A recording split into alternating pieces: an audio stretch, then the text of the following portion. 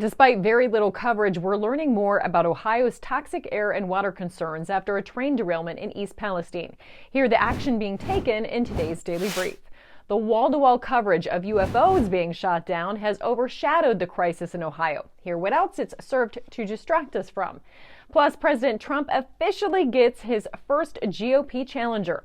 And learn which major car manufacturer is getting backlash for working with China. Starting today with a train derailment in Texas. It happened just days after Ohio's potentially apocalyptic chemical disaster, according to Newsweek. Union Pacific is monitoring the scene there northeast of Houston.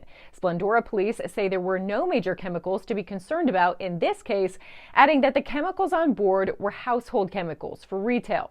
After outrage sparked on social media, Legacy News is finally giving Ohio's crisis more attention.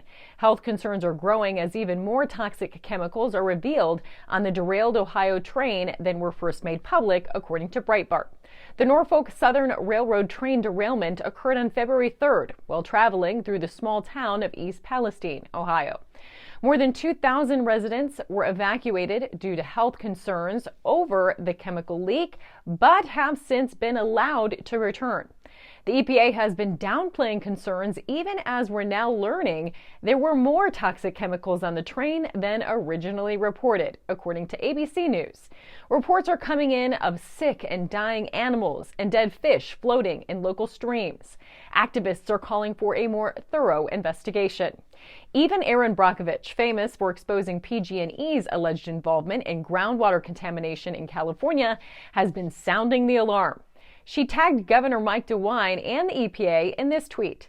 "This is why people don't trust the government. You cannot tell people that there has been and continues to be hazardous pollutants contaminating the environment while at the same time saying all is well. People aren't stupid." Recently elected Ohio Senator J.D. Vance is calling for answers. Daily Wire reports his office will investigate reports from citizens of East Palestine with respect to environmental and health impacts from the controlled burn.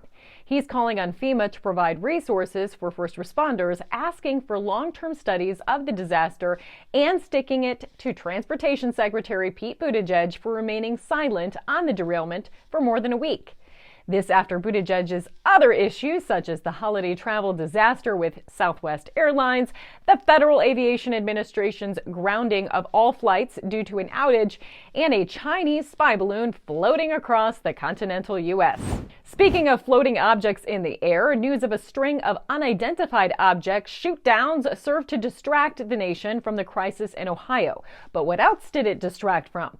Former NSA contractor and whistleblower Edward Snowden has a theory.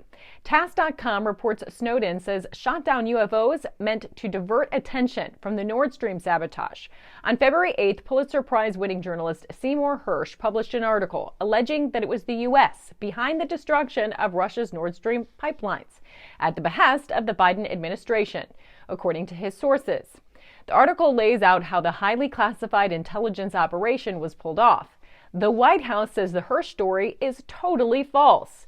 But Snowden says the situation around 3 unidentified flying objects that were shot down over North America is designed to distract reporters' attention from more investigation into the sabotage on the Nord Stream gas pipelines. He tweets, "I wish it were aliens, but it's not aliens. It's just the old engineered panic to ensure that national security reporters get assigned to investigate balloon nonsense rather than budgets or bombings, a la Nord Stream." I would not run if President Trump ran. Well, so much for that. Former South Carolina Governor Nikki Haley released this video on Valentine's Day. And when you kick back, it hurts them more if you're wearing heels. I'm Nikki Haley, and I'm running for president. But the message is anything but lovey-dovey. Haley, who served as Trump's U.S. ambassador to the United Nations, promises to push back against leftist revisionism and be tough on China. But now that she's become the first official challenger to former President Donald Trump, critics say she cannot be trusted.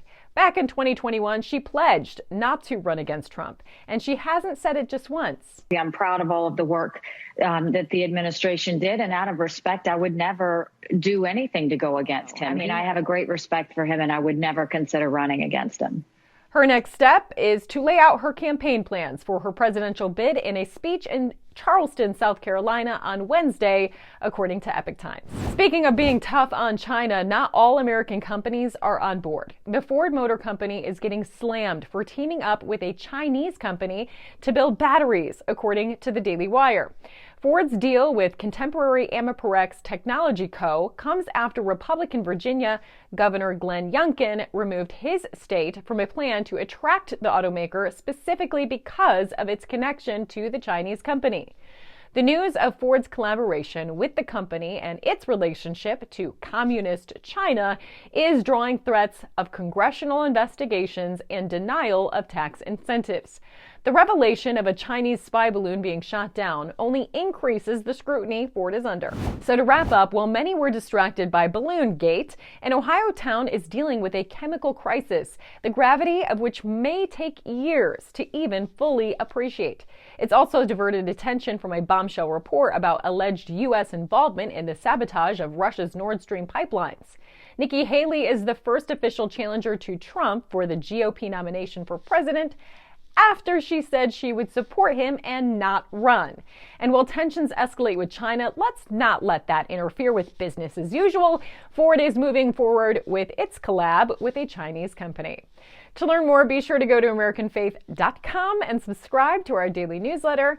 I hope you have a wonderful Valentine's Day. For American Faith, I'm Kristi.